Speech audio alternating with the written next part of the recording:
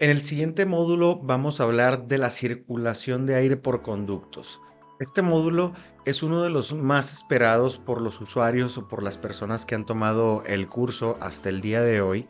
¿Por qué? Porque en circulación de aire por conductos interviene el dimensionamiento de conductos, el diseño de conductos y la estimación de pérdidas de carga. ¿Sí? Generalmente estos tres puntos suelen ser de los aspectos que despiertan más interés. Personalmente también es un tema que me gusta mucho porque nosotros cuando estamos diseñando un sistema de ventilación, por un lado necesitamos calcular el caudal y por el otro lado necesitamos hacer una estimación de pérdidas de carga. Estos dos puntos son fundamentales para seleccionar un ventilador. De este lado, el caudal, hay muchas técnicas, muchos métodos, ventilación ambiental, ventilación localizada, estándares, normativa y muchas formas de cómo calcular el caudal. Sin embargo, el aspecto de la estimación de pérdidas de carga, la presión estática, siempre se calcula de la misma forma. Algunas personas del medio de HVAC que ya diseñan actualmente aire acondicionado tienen algo de experiencia en dimensionamiento y estimación de pérdidas de carga. Nada más que en la ventilación hay algunas diferencias. Podríamos decir que es lo mismo, pero viéndolo desde una perspectiva distinta y con retos distintos. Porque por un lado, en el aire acondicionado siempre manejas aire limpio. Pero en el caso de la ventilación puedes tener aire limpio, aire con grasa, aire con partículas, aire corrosivo, aire explosivo, motivo por el cual al tener diferentes tipos de contaminantes necesitamos variar las velocidades en el interior de los conductos para evitar que nos queden contaminantes en el interior del mismo, principalmente en los accidentes.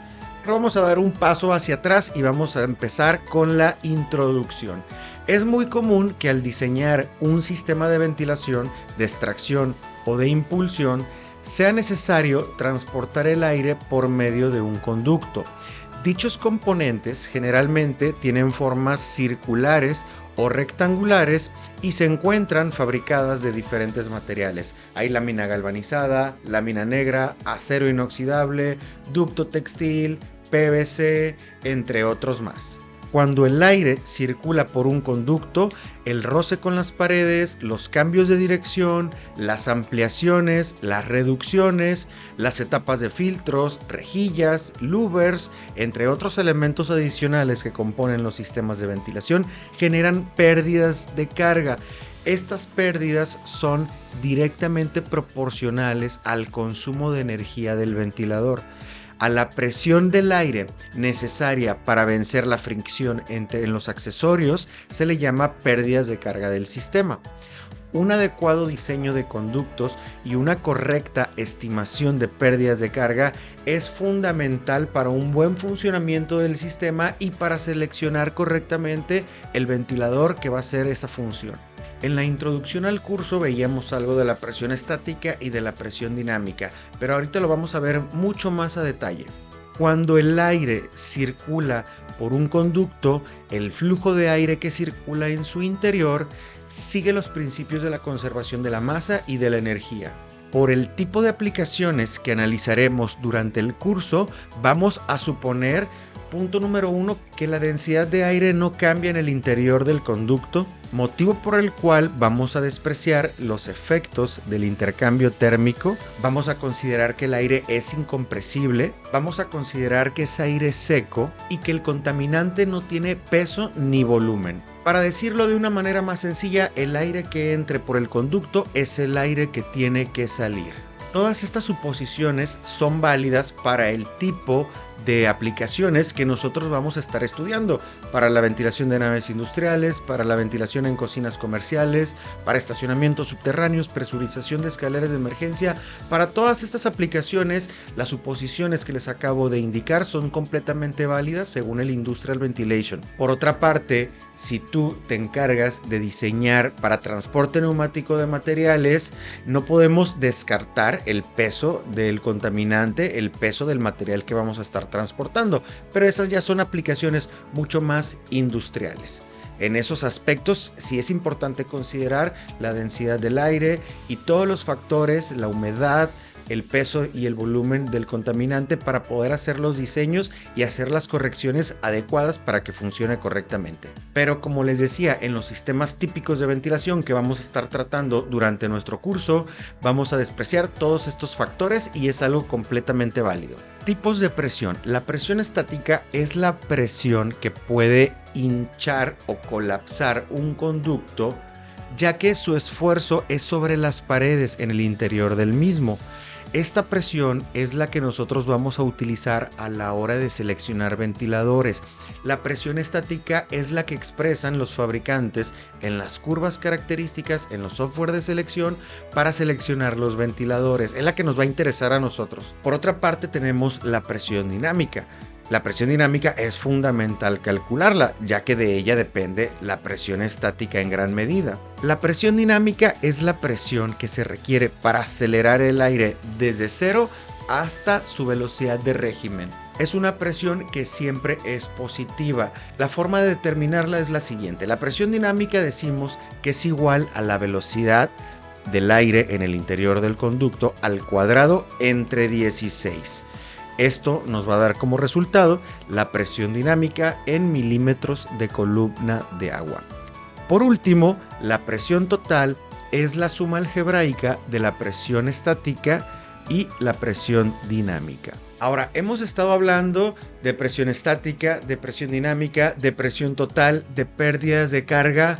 ¿Qué diferencia hay entre la pérdida de carga y la presión estática? No es lo mismo, y a continuación vamos a hacer esta aclaración. Decíamos que la presión total es igual a la presión estática más la presión dinámica. De aquí nosotros tendríamos que despejar la presión estática, motivo por el cual la presión estática va a ser igual a la presión total menos la presión dinámica. Todos los cálculos que hagamos vamos a estar calculando las pérdidas de carga. Ahora, vamos a analizar un par de esquemas. El esquema número 1 es en el supuesto donde el ventilador mecánico va a estar al final del conducto, ¿sí? Como la imagen que estamos viendo en este momento. En este supuesto, la presión estática sería igual a la presión total, pérdidas de carga, menos la presión dinámica. Sin embargo, cuando el ventilador está al final de la trayectoria del conducto, como rápidamente el aire sale y toca el exterior, perdemos la presión dinámica, motivo por el cual ya no tendríamos que restársela al resultado. Para decirlo más rápido, en el supuesto donde el ventilador está al final de la trayectoria del conducto, la pérdida de carga es igual a la presión estática. Por otra parte, tenemos un segundo supuesto, donde tenemos un ventilador que está haciendo la función de la inyección de aire por medio de un conducto al interior de un recinto. Generalmente, cuando inyectamos aire, el aire en la aspiración, y más cuando tenemos filtros, entra a una velocidad muy reducida, motivo por el cual aquí también descartamos la presión dinámica. Y en este supuesto, donde el ventilador está al inicio de la trayectoria de los conductos, también podríamos decir que la presión estática es igual a las pérdidas de carga. Realmente esto es para hacerlo de una manera muy simple.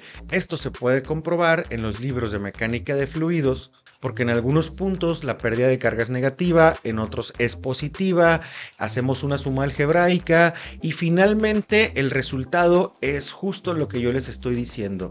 Cuando el ventilador está al final o al inicio, la pérdida de carga es lo mismo que la presión estática. Por otra parte, podríamos tener un tercer escenario que es cuando el ventilador queda entre medio del circuito de conductos, que tiene un tramo antes y después del ventilador. Bajo ese supuesto, sí tendríamos que restar la presión dinámica. Es la presión a la descarga del ventilador. Esta nos las tendría que dar el fabricante.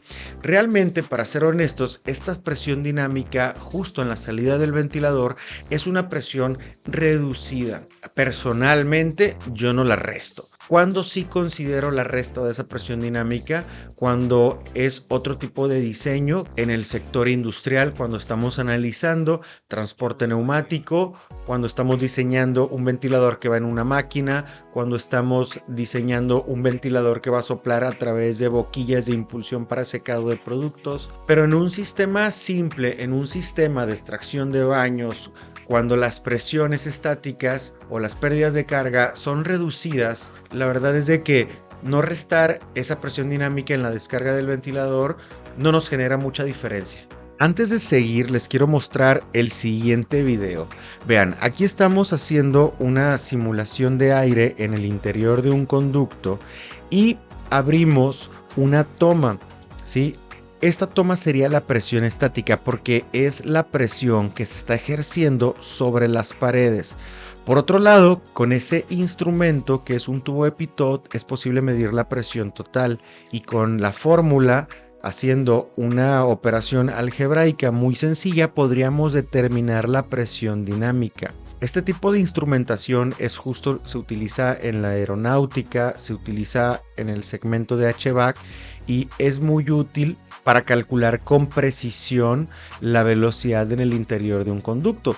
Ahora, aquí no estamos calculando todavía la velocidad de aire. Con este instrumento, con el tubo de Pitot, estaríamos calculando la presión dinámica, ¿sí? Este tubo de Pitot va conectado a un manómetro diferencial de presión. Una vez que obtenemos la presión dinámica, podríamos aplicar una fórmula para obtener la velocidad con mucha precisión en el interior de un conducto.